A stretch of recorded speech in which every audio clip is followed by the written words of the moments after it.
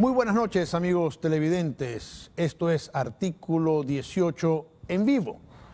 La semana pasada les ofrecimos un recuento del caso Gabela y en vista de que este caso continuó actualizándose durante esta semana, decidimos retomarlo y actualizarlo con información relevante. Tendremos en nuestro estudio a dos de las protagonistas. Se trata de Patricia Ochoa, viuda del general Jorge Gabela, quien está con nosotros, y ella ha sido partícipe de todo el proceso desde el fallecimiento de su esposo en diciembre de 2010. Ella nos pondrá al tanto de las últimas revelaciones.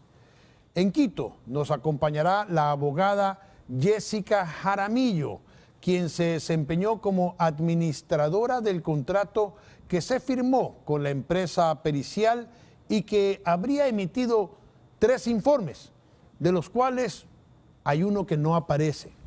Además, les presentaremos un recuento de lo ocurrido durante esta semana y también extractos de una entrevista que Rommel López, director de noticias de Canal 1 en Quito, le realizó al perito Roberto Mesa Niela.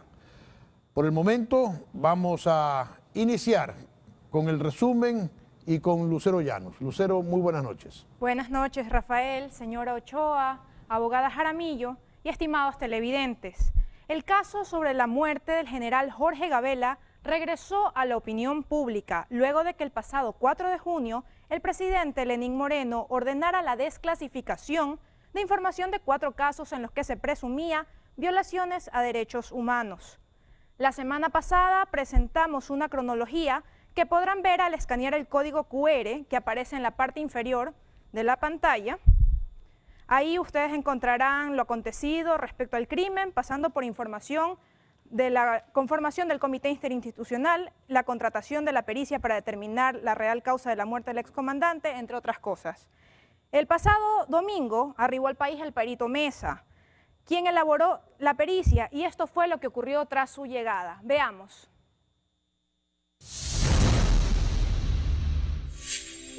El pasado 17 de junio, el perito Roberto Mesa Niela arribó a Ecuador para esclarecer las dudas en torno al trabajo de investigación que realizó la empresa Consultoría Pericial sobre el caso de la muerte del general Jorge Gabela. Lo hizo, según publicó en su cuenta de Twitter, con algo de temor ante la posibilidad de que en algún momento de su estadía pudiera aparecer algún tipo de droga en su poder, por lo que hizo público que ni él ni su socio consumen droga alguna. La tarde del pasado lunes 18 se reunió de manera reservada con el presidente del Consejo de Participación Ciudadana Transitorio, Julio César Trujillo. En la cita estuvieron presentes Patricia Ochoa, viuda del general Gabela, y Jessica Jaramillo, exdirectora jurídica del Ministerio de Justicia y encargada del contrato con la consultoría pericial.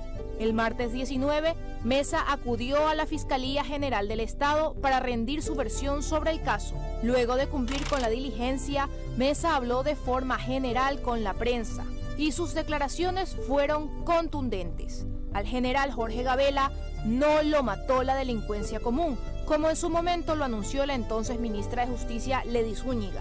Además, hubo un tercer informe que fue entregado al comité interinstitucional que investigaba la muerte del excomandante de la FAE. De que el tercer producto ha sido entregado el 8 de julio del 2013 en manos del presidente del comité interinstitucional, que en ese momento lo presidía el doctor Lenín Lara. La causa o el motivo del crimen no había sido delincuencia común. Todas las copias e inclusive un informe original que reposa hoy en la Fiscalía, que fue entregada por el Ministerio de Justicia, no es de mi autoría. Por el servicio de peritaje, cuyo contrato fue firmado el 10 de abril de 2013, el Estado ecuatoriano pagó $78.000 en 3 cuotas, una por cada producto. Según un documento del Ministerio de Justicia, el primer producto o plan de trabajo y cronograma fue recibido el 11 de abril del 2013. Y el segundo producto, que confirmaba o descartaba si el acto se trataba de delincuencia común, fue recibido el 15 de mayo de 2013. mientras que el tercer producto, al que se daba paso si el crimen guardaba relación con su actividad laboral y en el que se debía determinar a los presuntos autores intelectuales, se recibió el 8 de julio de 2013. Confirmé las sospechas que siempre tuve. Jorge Gabela trataron de asesinar hasta su honor. A mi esposo lo asesinaron por causa de los helicópteros RUF, por no permitir esa compra. Ustedes no entenderían lo que siento en este momento al sentir que mi esposo trabajó 35 años con esa misma gente, que fueron compañeros, los mismos que lo mandaron a asesinar. Luego de las declaraciones de Mesa, el exministro de Justicia, Lenin Lara, quien actualmente se desempeña como alcalde de Esmeraldas, se pronunció al respecto, ratificando que, como representante del Ministerio de Justicia de aquel entonces, recibió el documento. Efectivamente, el Ministerio de Justicia recibió ese informe. Una vez que fuera aprobado en ese comité de ministros, pasaría a Presidencia de la República, que era el único ente, que era el único organismo autorizado para dar a conocer o no este informe.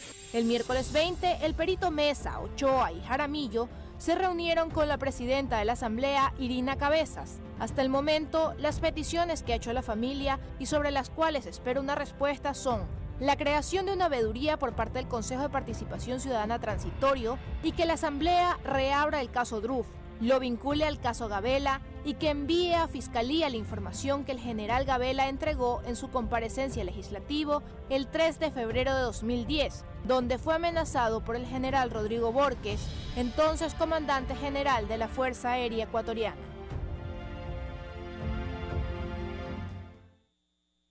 Bien, quiero tratar de hacer un pequeñísimo resumen de hechos que también es importante. En 2008, el gobierno del presidente Correa decide comprar helicópteros DRUF después del ataque en Angostura, donde murió Raúl Reyes. Se encarga la compra a la Fuerza Aérea y a un comité. El comité por 2 ocasiones trató de comprar estos helicópteros y el general Jorge Gabela Bueno se opuso las 2 veces, diciendo que esos helicópteros no eran los adecuados para el Ecuador. Tanto tuvo razón Jorge Gabela que el mismo día de la presentación de los helicópteros, ya en 2009, uno se cayó en plena presentación. No sé si tengamos por ahí las imágenes y nos ayudan con un poco de imágenes. Luego se cayeron 3 helicópteros más. Pero en todo caso, él insistió que esos helicópteros no eran los adecuados. Se armó una comisión en la Asamblea, lo llamaron a declarar.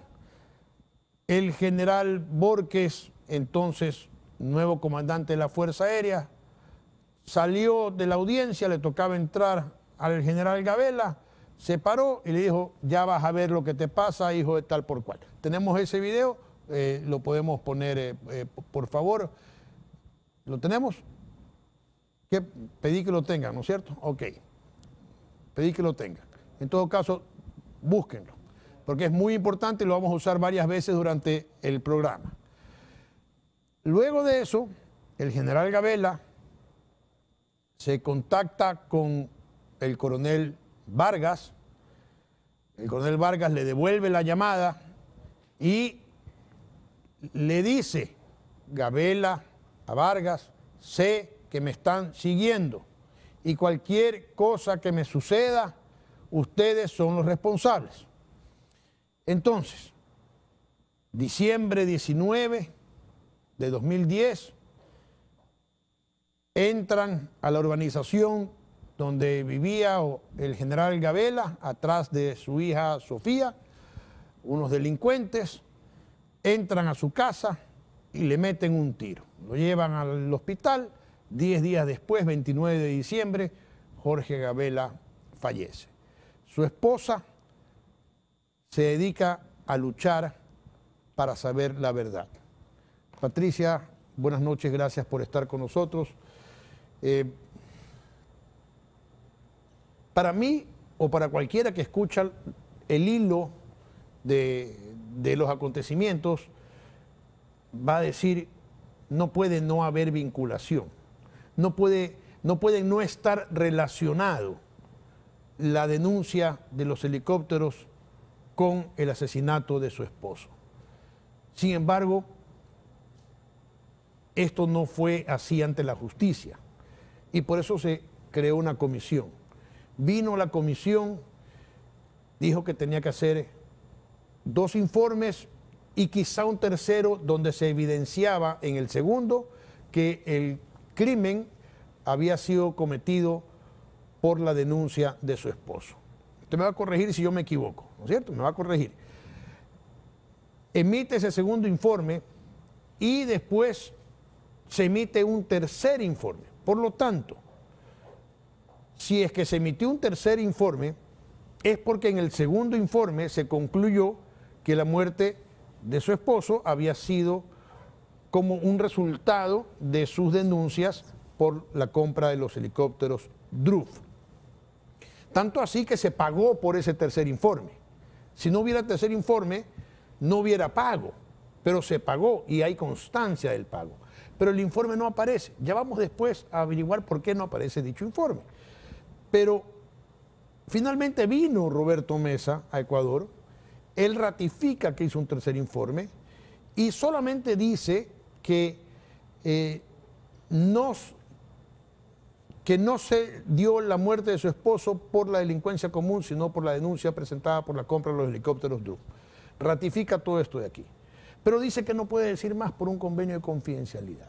Pero usted sí puede hablar, porque usted conversó con él y usted tiene mucha información, muchas revelaciones, y ahora lo que quiero es dejarla hablar a usted. Bueno, yo creo que el día de la rueda de prensa que dio el señor Perito Mesa, yo fui muy clara al decir que a mí el gobierno no me echó a firmar ningún convenio de confidencialidad y mucho menos de que solo lo que todo se investigue era propiedad del Ministerio de Justicia. Realmente yo no creo que mi pensamiento sea propiedad del Ministerio de Justicia y por eso apenas salí de la declaración del señor que hizo el Perito Mesa en la Fiscalía General, fui clara al decir que el móvil del crimen de mi esposo fue la denuncia de los helicópteros DRUF y que están implicados muchos militares. Comencemos por ahí. ¿El general Borges está implicado según usted o no? El simple hecho, perdóneme, el simple hecho de que una persona le diga a otra persona, ya vas a ver lo que te pasa, y después le pase algo a esa persona, ya es suficiente motivo. Eso es suficiente motivo para vincular a una persona. Ya tenemos el video del general Borges. Todavía no lo tiene. Le voy a tomar tiempo. Le voy a tomar tiempo para ver cuánto se demoran. Ok. Realmente no puedo hablar con certeza. Yo en mi interior sé quiénes son los responsables. Yo sé quiénes son los responsables. Pero no puede decirlo porque no tiene las pruebas y si lo dice sin pruebas... No solo es de eso. Yo ya he sido objeto de un militar que me siguió 2 juicios, uno por injuria y uno por daño moral. Y no quiero... Pero sí puede decirlo, ¿quién le enjuició? Eso es público y está, el juicio que me sigue es el general Alonso Espinosa Romero. Ya. Él me siguió un juicio por injuria que por el tiempo ya cayó en abandono y que pedía 3 años de prisión para mí. Y el otro por daño moral que pedía $500,000 también ya está. Y la esposa que me sigue también otro por daño moral de $500,000, que ese todavía está subsistente. Ok. ¿Por qué usted asegura que, ahora vamos a su versión, ¿no? ¿Por qué usted asegura que altos miembros de la Fuerza Aérea están involucrados? Porque, a ver, el general Borges sí fue llamado a declarar. El general Borges sí fue traído a la Fiscalía en Guayaquil y rindió su testimonio. La prensa no se enteró. Yo no me acuerdo siquiera de ese evento, pero sí lo trajeron aquí al general Borges, si mal no recuerdo, y dio su declaración, y eso está dentro del proceso. ¿Qué dijo el general Borges? No solo fue el general Borges el que declaró, también declaró el general Alonso Espinosa Romero. Ya. En esa ocasión. ¿El coronel Vargas declaró también? Declaró el coronel Vargas, declaró el coronel Almeida, declaró el coronel Puga, fueron los que fueron a declarar a San Borondón. Realmente es sorprendente que el señor fiscal no les haya vuelto a llamar después de las respuestas que ellos mismos dieron. El señor Alonso Espinosa, el general Alonso Espinosa, dijo en una de sus preguntas, cuando el fiscal le pregunta que por qué había hecho esos documentos de seguimiento al general Gabela, él textualmente responde que era porque mi esposo era jerárquicamente mayor a él y que era por respeto, por jerarquía. Cuando después, en una revista, en un medio de comunicación, él dice que era porque mi esposo estaba sustrayendo información de la Fuerza Aérea Ecuatoriana. Lo que no sabe el señor general Alonso Espinosa Romero es que era pública la información de los daños de los helicópteros Drup. Estaban en las páginas web. Más aún, él estaba al tanto que el comité de contrataciones de esos helicópteros, cuando se vino abajo, fue por causa, ¿sí?, a mi esposo, quien le manda la documentación sobre los helicópteros, sobre las deficiencias de los helicópteros Drup. Es funcionarios del mismo Estado ecuatoriano, del Ministerio de Defensa, el señor Miguel Carvajal y el ministro de Defensa de ese entonces, el señor Wellington Sandoval. Le envían a mi esposo esa documentación, que eran como 100 hojas de deficiencias que ellos habían sacado del internet. Mi esposo pone en el comité de contrataciones, en la mesa del comité de contrataciones, y desde ese momento comenzó una persecución perversa en contra de mi esposo, a tal grado que en esa reunión a mi esposo lo graban, y esa grabación es entregada al ministro Wellington Sandoval por un vendedor de armas. Ya. ¿Y por qué un vendedor de armas habría de tener acceso a una grabación en el comité de contrataciones? Que seguramente se graban las conversaciones para que queden actas, pero ¿por qué tiene que salir de ahí esa información? Así es. Si no me equivoco, hay dos documentos muy importantes. Uno, un memorándum, y por favor, refrésqueme la memoria, que envía el general Borges, si no me equivoco, a un miembro de la Fuerza Aérea diciéndole: cuando venga el general Gabela, me informan para recibirlo como se merece. ¿Quién es ese? Realmente no es el general Borges. No es el general Borges. No. Okay. Quien le hace los oficios, tanto para el ala 22 como para la Escuela de Infantería Aérea, los manda con fecha 2 de diciembre del 2009, es el general Alonso Espinosa Romero, donde dice que le va a dar la más cordial bienvenida. Y pone sus números de teléfono. Eso no existe. Eso es inusual. Casualmente el señor fiscal le pregunta al general Borges si eso era usual, que si a él le habían hecho lo mismo, porque cuando fue a declarar ya estaba en servicio pasivo. Y él responde que no, que eso no era usual, igual como respondieron los coroneles, y ellos dieron el nombre de la persona que le habían ordenado, que era el señor general Alonso Espinosa Romero. Hubo otro documento que es una orden de trabajo, así se llamaba, entre comillas, trabajo. En ese documento se pedía al Servicio de Inteligencia de la Fuerza Aérea de Guayaquil que se realice un trabajo en el domicilio del general Gabela. Obviamente ese documento no tiene firma y no tiene sello, pero el trabajo, entre comillas, consistía en ingresar al domicilio del general Gabela, hacer aparecer que se trataba de delincuencia común y sustraerse del domicilio las computadoras. ¿Ese documento está dentro del proceso o no? Nosotros hicimos insistencias para que el señor fiscal Astudillo tomara esos documentos, así como el video de persecución, ese documento de seguimiento. Más aún, le tomamos la foto, porque realmente yo de tecnología no soy muy me atropella la tecnología, a lo que aplasté la casillita donde estaba ese documento, salía algo que decía Word, fue FAE y algo como la cantidad de bytes, algo así, decía. Realmente sorprendente, le tomé la foto con el celular y me sorprendió que el documento venía de la Fuerza Aérea Ecuatoriana, decía de FAE, origen FAE. Pero cuando se... ¿Qué decía el documento? Lo que yo resumí, sí, ¿es correcto? La parte más importante era que la delincuencia común y organizada entrara a la casa del general Gabela para hacer sustracción de material y equipo, exactamente en esas palabras. Habían números de teléfono a quien reportar y estaba definitivamente, habían unas siglas y daban nombres en ese documento. ¿Por qué no se incorporó entonces ese documento en el proceso? Yo creo que quien tiene que responder a eso es el fiscal que llevó el caso, el señor René Astudillo. ¿La ministra de Justicia tuvo algo que ver? Porque hay declaraciones de ella, de esa época, de la ministra Lady Zúñiga, es correcto, que dice que ese documento no es un documento confiable y que por lo tanto no debe incorporarse al proceso. Definitivamente lo que no hubo fue una investigación profunda del documento.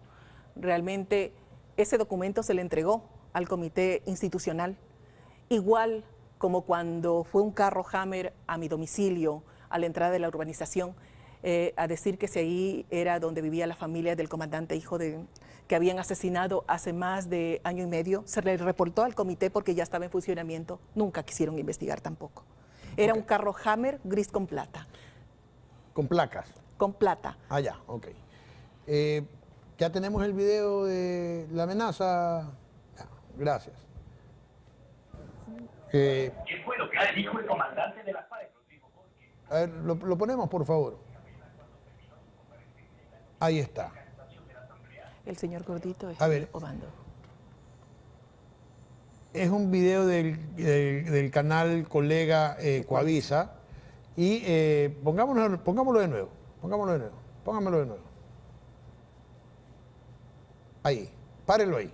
A ver, ¿qué es lo que...?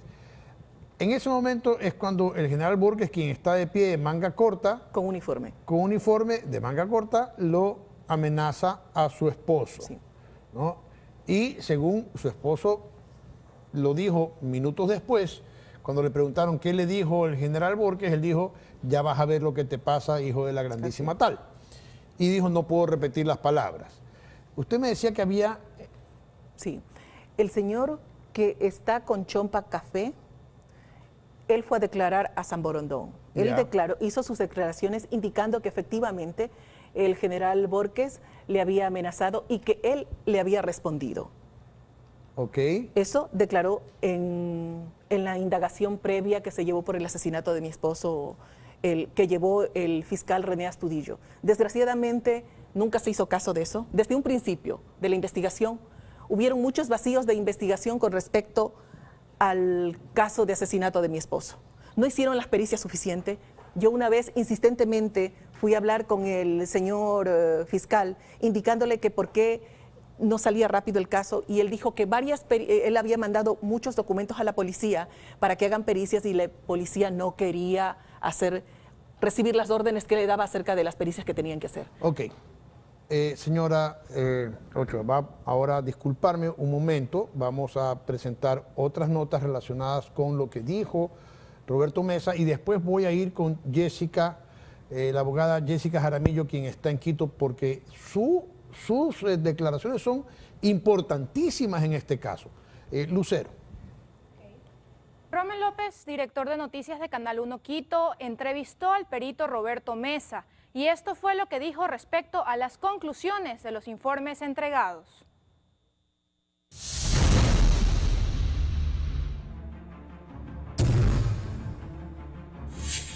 Lo que nosotros determinamos en el segundo producto fue lo que hasta el momento no se había determinado, la dinámica de cómo se dieron los hechos en el momento de que se quitó la vida al general Gabela. Nada más. Y por qué ese asesinato,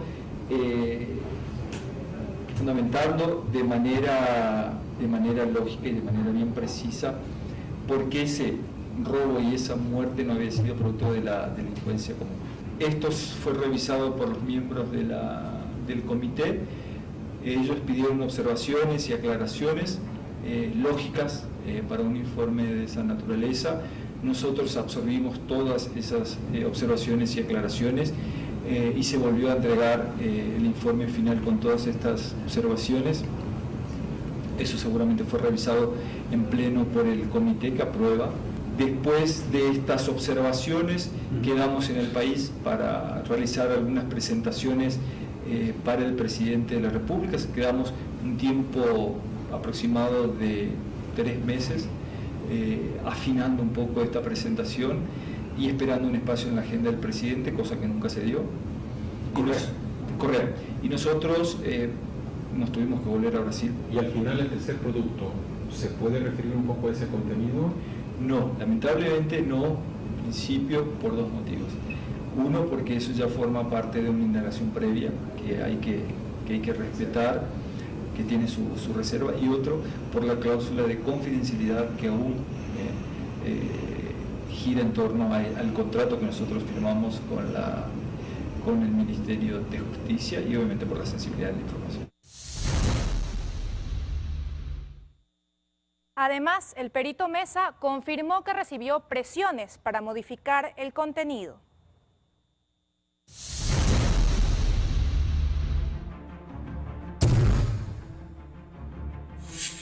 El 5 de mayo de 2014, cuando yo recibo un email de la secretaria del comité diciéndome que la doctora Paola Carrera, pidiendo de que el viceministro de Justicia en ese momento, el señor Ochoa, César Augusto parece que es, quería comunicarse conmigo por el informe, para tratar el informe. Yo le dije que no había problema.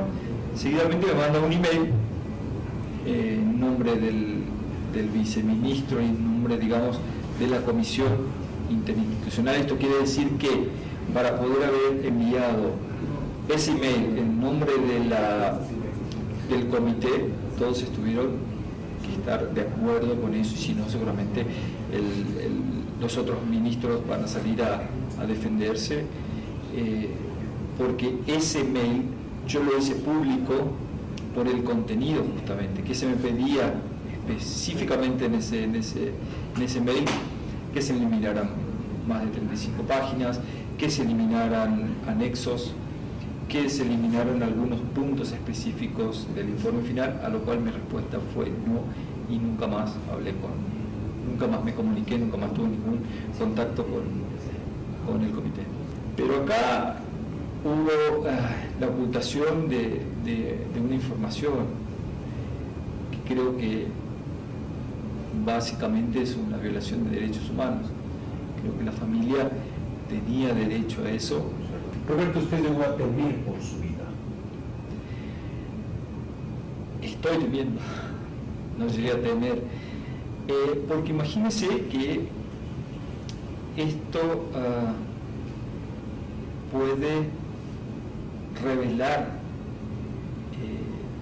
o de hecho revela muchas injusticias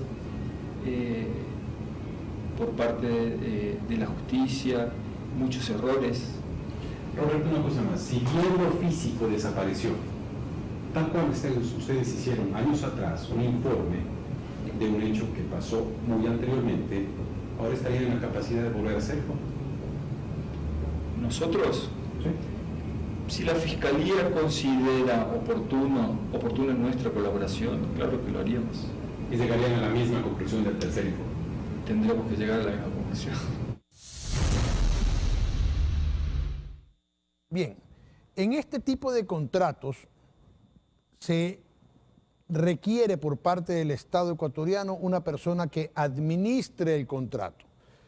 La ex coordinadora del Ministerio de Justicia, abogada Jessica Jaramillo, fue esa administradora del contrato. Ella está en Quito y yo le pido, abogada, primero disculpas por haber demorado un poquito su intervención, haberle hecho esperar, Y en segundo lugar, que nos cuente a los ecuatorianos qué es esto de administrar un contrato, cuál es la función de un administrador de un contrato, qué es lo que tiene que hacer. Buenas noches, Rafael, muchas gracias por la invitación. Un saludo cordial a la señora Patricia Ochoa. Ella sabe el cariño y la admiración que yo le tengo. Y un saludo a quienes nos escuchan a esta hora. Creo que es importante hacer varias precisiones que a lo mejor no se entienden en este proceso. En primer lugar, yo entro al Ministerio de Justicia específicamente el 1 de agosto del año 2013, cuando este contrato se había firmado anteriormente y se habían entregado ya los 3 productos con anterioridad en una administración anterior. ¿Qué hace el administrador del contrato? Velar por la ejecución del contenido del contrato. Específicamente eso es lo que hace el administrador del contrato, eso dice la Ley Orgánica del Sistema Nacional de Contratación Pública, su reglamento general y la norma interna de Contraloría. ¿Usted vio los 3 informes? Ahí hay que hacer una precisión a sí mismo nuevamente. El 11 de abril, si no me equivoco, ya estoy un poco complicada con las fechas de mucho repetirlo, pero si no me equivoco, el 11 de abril del año 2013 se entrega el primer informe. El segundo informe se entrega el 15 de mayo del año 2013. Este segundo informe tiene una particularidad. Esa particularidad radica en el objeto mismo del contrato, que en su parte pertinente señala que el producto 2 va a descartar el crimen común, la delincuencia común, o va a confirmar lo otro. Cuando se recibe este segundo producto, yo no estoy en funciones, hay una administración anterior que es la de la doctora Joana Pesantes como ministra de Justicia, y es esta administración la que recibe este producto. Y este producto, cuando se suscribe el acta, un acta que no es al amparo de la ley la que se suscribe, sino un acta para el registro del administrador del contrato nada más, dice claramente que... Perdón, abogada. Se firma un acta de recepción, pero no es un acta válida. No es un acta válida, pero no es un acta que se suscribe en torno a lo que señala la Ley Orgánica del Sistema Nacional de Contratación Pública. Cuando hablamos de consultoría, se suscribe simplemente un acta de entrega-recepción única cuando se ha entregado toda la consultoría. Pero en este caso, como son productos, el producto 1 tiene un acta para registro y control del administrador del contrato, el segundo producto tiene un registro y control para el administrador del contrato y es suscrita solamente por el administrador del contrato, en donde claramente dice que se ha descartado la delincuencia común y que se iría, este habría sido aprobado por el Comité Interinstitucional. Esta acta es firmada el 15 de mayo del 2013, cuando, repito, yo todavía no entro en funciones. Yo entro en funciones el 1 de agosto y el tercer producto había sido entregado el 8 de julio del 2013. ¿Usted ya no estaba? Esto es importante hacerlo mención porque durante esta fecha... La administración del contrato, la coordinación general jurídica había quedado acéfala desde la salida del anterior coordinador hasta el ingreso del nuevo coordinador. Aquí hay un periodo de 1 mes y un poco más, mes y medio casi, que esta coordinación queda acéfalo. El producto es recibido en el ministerio conforme corresponde, tiene el sello de la recepción y el nombre de la responsable de la recepción y se queda bajo custodia de la Secretaría General Jurídica el tercer producto. El primero y segundo producto estuvieron bajo mi custodia. Entonces, ¿usted no ha leído el tercer producto? Yo no conozco el contenido del tercer producto. Pero del segundo producto sí puede dar fe que dice que habrá un tercer producto porque no es causa de la delincuencia común la muerte del general Gabela. El segundo producto prácticamente es el disparador, digámoslo así, del tercer producto, de la existencia de ese tercer producto. Así ¿Se es. pagó si por no el, hubiera sido ¿se pagó por el tercer producto? Se hubiera cerrado ahí el contrato. Ok, y por lo tanto se pagó por el tercer producto. Así es. Entonces quiere decir que sí hay el tercer producto.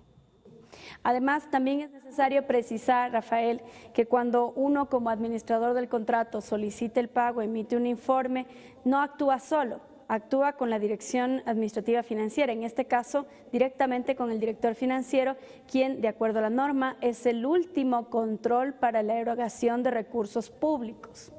Si no había esta disposición, entonces el director financiero no tenía para qué haber pagado, si él no consideraba que estaban todos los elementos necesarios para hacer la erogación de recursos públicos. Abogada, una última pregunta por el momento, porque después vamos a continuar.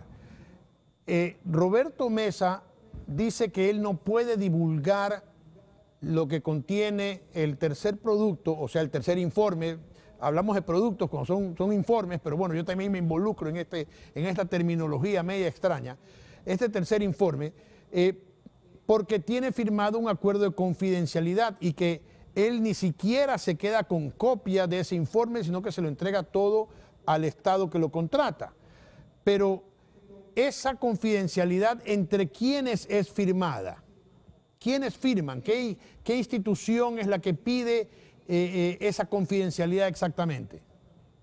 El contrato se suscribe al amparo de la Ley Orgánica del Sistema Nacional de Contratación Pública y lo suscribe el Ministerio de Justicia con el consultor, en este caso con el perito Roberto Mesa.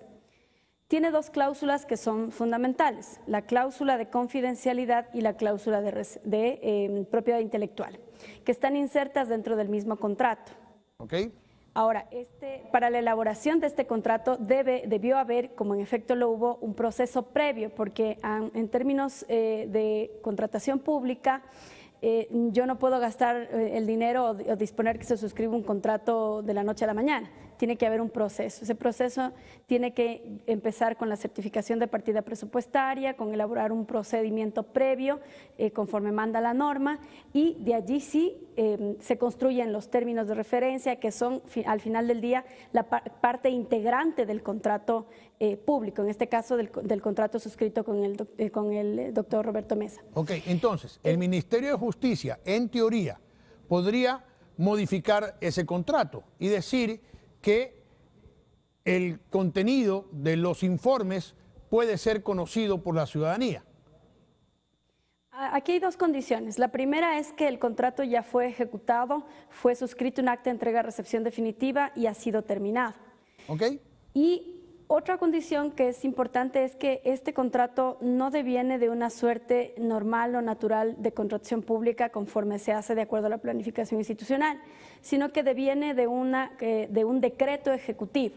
Y este decreto ejecutivo que manda la constitución de este comité interinstitucional, que lo encabeza el Ministerio de Justicia, lo preside el Ministerio de Justicia, es quien delibera. Por eso las actas del Comité Interinstitucional son fundamentales y determina que se hará la investigación con un perito auxiliar, ¿no es cierto?, que ayude a este Comité Interinstitucional a conocer la verdad o la realidad sobre los hechos. Esto es fundamental porque el decreto ejecutivo va determinando algunas consideraciones que son inmersas y están incluidas en el contrato. En primer lugar, el hecho de que sea una información por la sensibilidad de reserva, confidencial, pero además que sea de conocimiento exclusivo del presidente de la República. Y además dice claramente en su artículo 5 y 6 el decreto ejecutivo que los ministros de Estado y el señor presidente de la República serán quienes puedan conocer este informe, el contenido de este informe. Pero además de eso dice que este comité seguirá trabajando y podrá hacer modificaciones, podrá hacer correcciones hasta que el presidente de la República lo conozca, lo apruebe y lo entregue definitivamente a la familia. Entonces, este contrato está atado a esta condición del decreto ejecutivo 367 del 3 de octubre del 2012. Ok. Gracias, abogada. En todo caso, en derecho, las cosas se deshacen tal como se hicieron. Y con otro decreto ejecutivo, el presidente de la República podría cambiar lo que dice el decreto ejecutivo anterior. Pero ahí nos vamos a quedar y después vamos a discutir sobre eso un poquito. Vamos a hacer un corte. Les recuerdo, amigos televidentes, que estamos siendo retransmitidos por Radio Sonorama. Además, en cualquier momento que usted lo desee, puede con su celular escanear el código QR que aparece en sus pantallas ocasionalmente para obtener toda la documentación y todos los videos que usted quiera ver y quiera conocer sobre el caso del asesinato al general Jorge Gabela. Ya volvemos.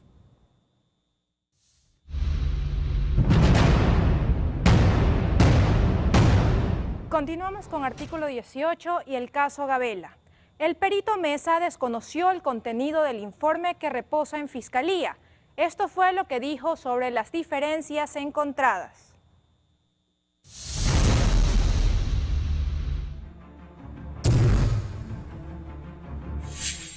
Yo lo primero que busqué obviamente es mi firma al final del informe y las humillas en todas mis hojas. Y no encontré, ojeé, vi que no se trataba de algo que yo había presentado y que desconocí y negué que haya sido eso de mi autoría. Las conclusiones a las que arriba uno es diferente del que arriba el otro. Ahora, ¿qué armas tiene el fiscal? Porque acá se cometió un delito. Al tratar de cambiar ese informe, modificarlo, cualquier sea el término, ¿qué armas tiene el fiscal para poder llevar a cabo una acción judicial en contra de las autoridades que aprobaron, o de la autoridad, o de la persona que aprobó ese cambio de informe? Y habría que preguntarle al fiscal. Yo creo que el hecho de que yo haya ido a la fiscalía a rendir una versión, el hecho de que la fiscalía me haya convocado, ya se lo puede ver con buenos ojos, porque es la autoridad de quien está a cargo la investigación en el país. Siempre existe por parte del comité, existe este documento que fue juntado a esta indagación previa. No existen las actas, a pesar de que las hayan pedido, no existen esas actas también en Contraloría, a pesar de que las hayan pedido. Entonces, tiene elementos. Muchos de los delitos se configuran por acción o por omisión.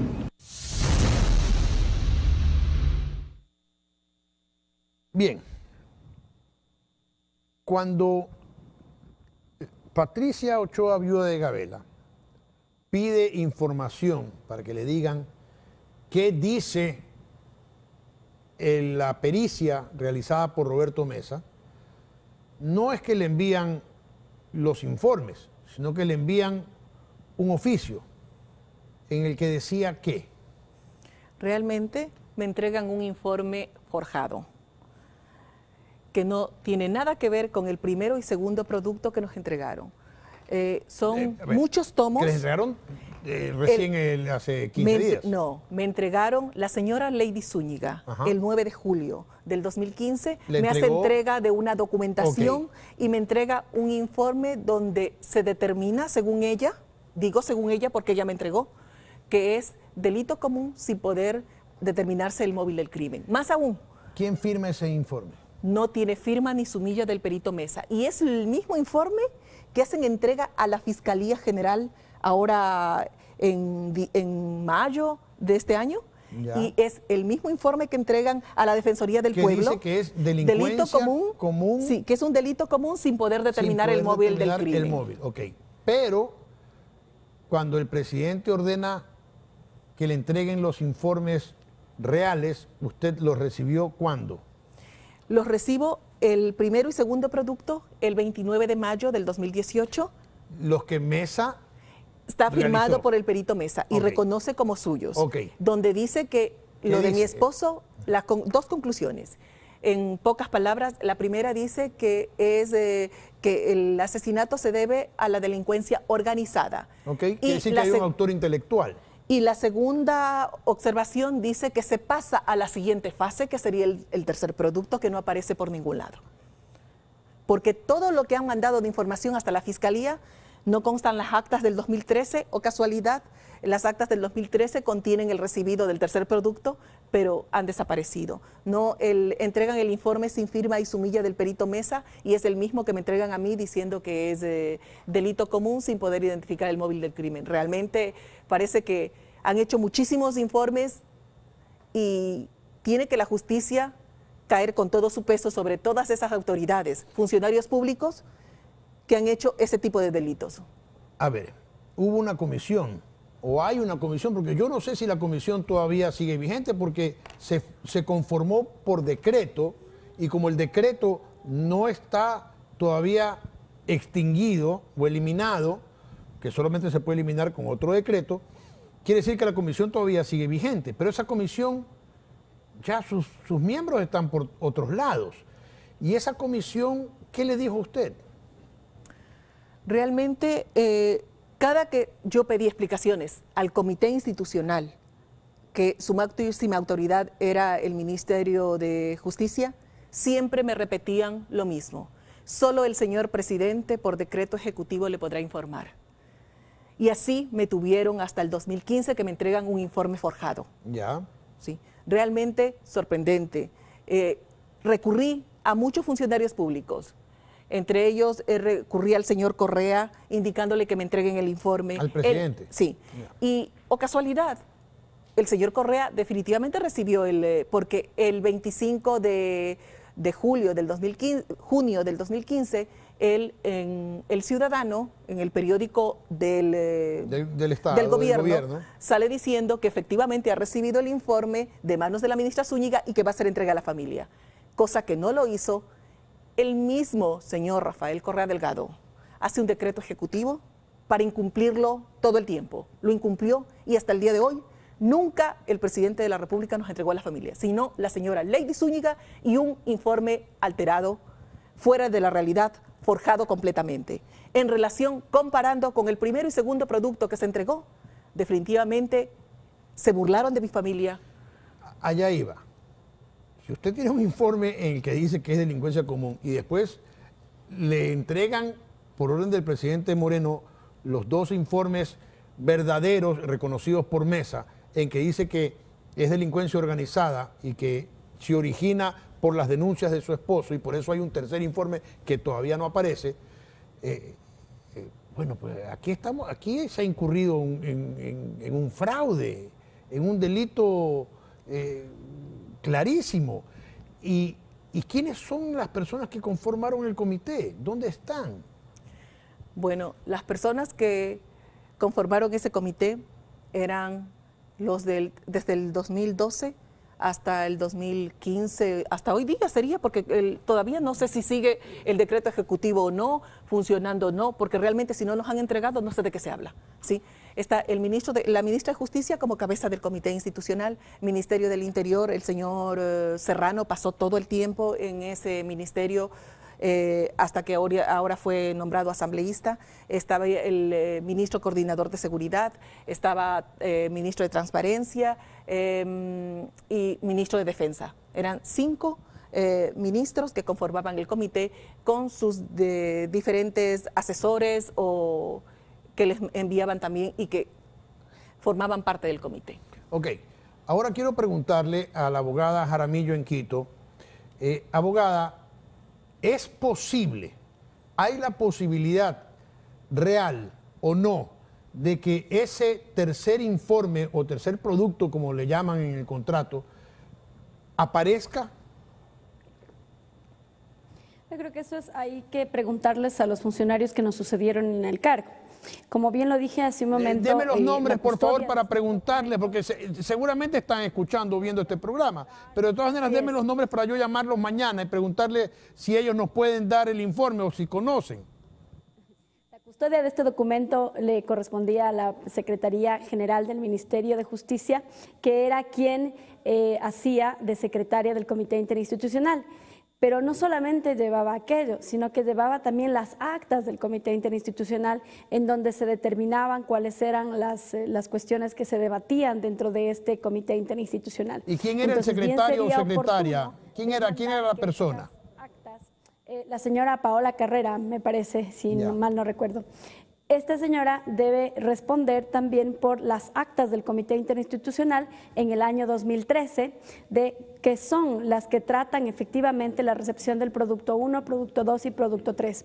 Posterior al 20 de noviembre, que es mi fecha de salida, obviamente hay nuevos funcionarios que serían también los pertinentes para responder cuáles han sido el tratamiento que se dio posterior a esta fecha del producto 1, producto 2 y fundamentalmente únicamente del producto 3, que es parte de la consultoría del perito Mesa.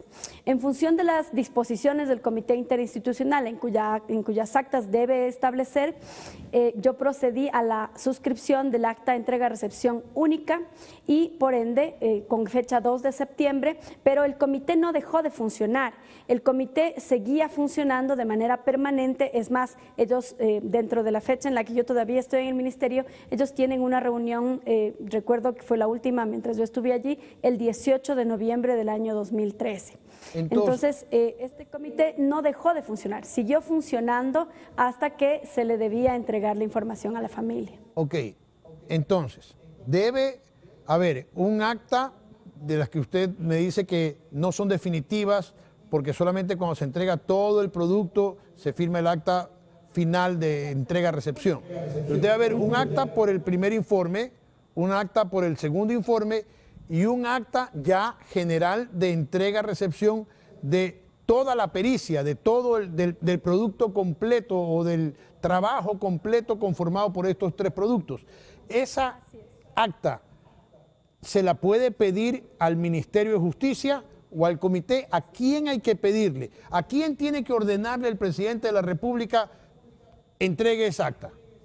Esos documentos reposan en el Ministerio de Justicia, como todos los documentos de orden público. De acuerdo al artículo 10 de la Ley Orgánica de Transparencia y Acceso a la Información, las instituciones públicas son responsables por toda la documentación que se maneja al interior, por el resguardo de todos los archivos que se manejan al interior de las instituciones públicas. Por ende, no pueden ni perderse, ni desaparecerse, ni llevarse tampoco. Cuando uno es funcionario público no se lleva los papeles a la casa. Si puede, saca una copia de lo que le corresponde, de lo que ha firmado y se lleva a la casa, pero nada más. Los documentos originales tienen que reposar en el archivo institucional. Ok. Abogada, le agradezco muchísimo su presencia en artículo 18. Vamos a hacer un breve corte, amigos, pero ya regresamos.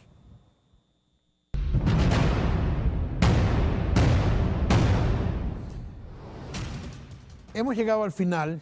Quería agradecerle a Patricia Ochoa, viuda de Gabela, por su presencia. Hay mucho que investigar todavía, hay mucho que recorrer y mientras conversábamos, usted ha convertido sin querer, sin darse cuenta, de un momento para otro, un día la vida le cambió completamente, una Navidad, y esto se ha convertido en su motivo de vida, en su razón de vivir, y uno no debe vivir para estas cosas, pero usted ahora tiene que hacerlo. Yo creo que conocí perfectamente a mi esposo, sé cómo era, y creo que eso es lo que me impulsó toda la vida a hacer lo que estoy haciendo, a pedir esa verdad que no viene de parte del Estado, esa verdad que siempre ocultan cuando son crímenes de Estado, los gobiernos. Y lo único que se quiere es esa verdad y que no venganza, que sea la misma justicia que se encargue de todos los que están atrás del ocultamiento y de los autores intelectuales del asesinato de mi esposo.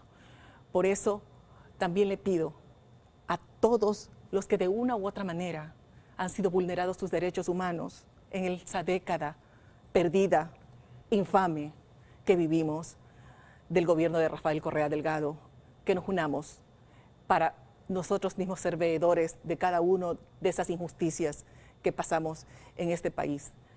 Yo creo que es necesario hacer eso porque no es posible que en este país se vuelvan a repetir caso Gabela, caso Romo, Balda, Villavicencio y tantos casos más que sería imposible terminar, y cuántos que no se han hecho público y que existen.